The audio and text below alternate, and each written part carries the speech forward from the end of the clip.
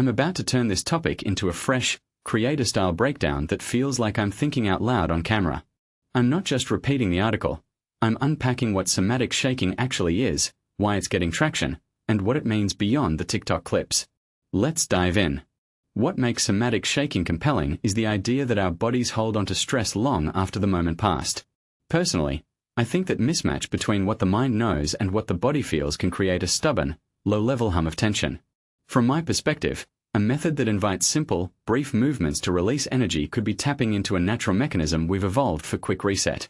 If you take a step back and think about it, animals shake after a scare as a way to discharge energy. The human version is a voluntary, ritualized version of the same impulse. One thing that immediately stands out is how accessible this is. A few minutes, any space, no therapist required in the moment. What many people don't realize is that this isn't about a miracle cure. It's about moving energy that's been stored in the nervous system for years, potentially repatterning how we respond to reminders of stress.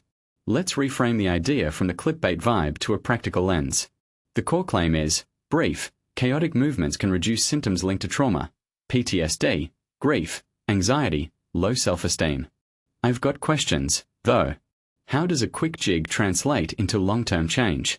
My take, the value isn't just the physical exertion, it's the somatic focus, the intent to notice tension, to allow it to move, to interrupt habitual bodily responses. What makes this really interesting is that it treats the body as a co-pilot in healing, not a bystander.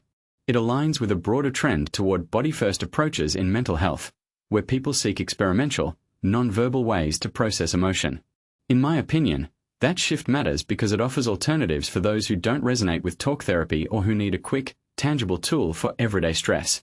Delving into the mechanics a bit, the practice described involves short bursts of shaking, jumping, arm flailing, and stomping.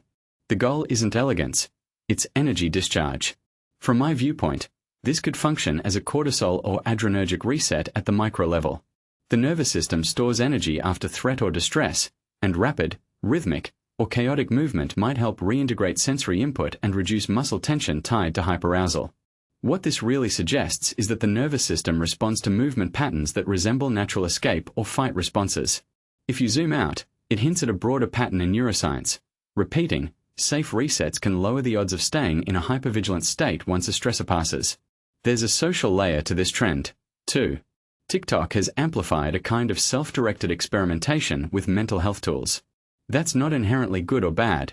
It's a signal that people are hungry for quick, shareable experiments that give them a sense of agency. My concern, if we are honest, is that the novelty can overshadow nuance. The same energy that makes a video compelling can obscure the need to understand individual differences. What helps one person may not help another, and some individuals with certain trauma histories might need professional guidance to avoid inadvertently triggering themselves.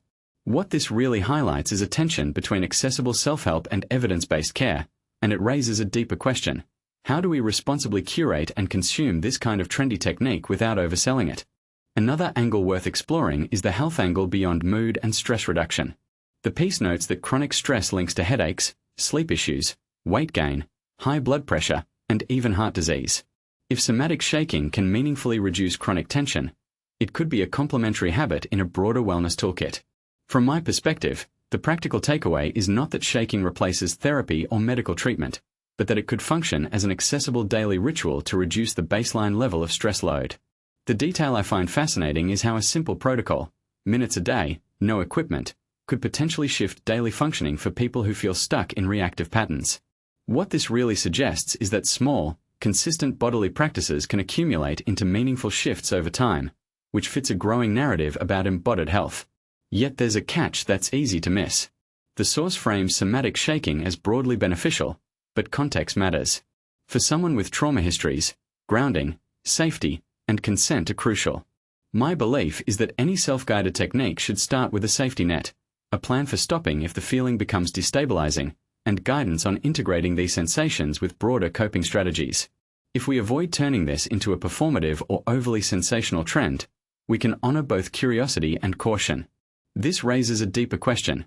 How do we balance curiosity and critical thinking when a technique promises rapid relief but sits in a gray area of scientific consensus? To wrap this up with a practical lens, I'd treat somatic shaking as one tool among many, worth trying for a few minutes a day if it feels right, with mindful attention to body signals. What this really hints at is a broader shift toward validating bodily experience as part of mental health care. A detail I find fascinating is how a movement pattern, not a cognitive exercise, can influence mood and stress perception. What this implies is that healing can be as much about how our bodies move as how our thoughts are framed. If you're curious, give it a try with clear intent, monitor your reactions, and pair it with rest, hydration, and grounding practices. So, what do you think is the real ceiling for somatic practices like this? Are we opening a doorway to more embodied therapies that democratize mental health tools? Or are we risking chasing quick fixes at the expense of deeper, sustained support? Let me know in the comments what your experience has been with body-based approaches, and whether you'd add somatic shaking to your routine or steer toward other methods.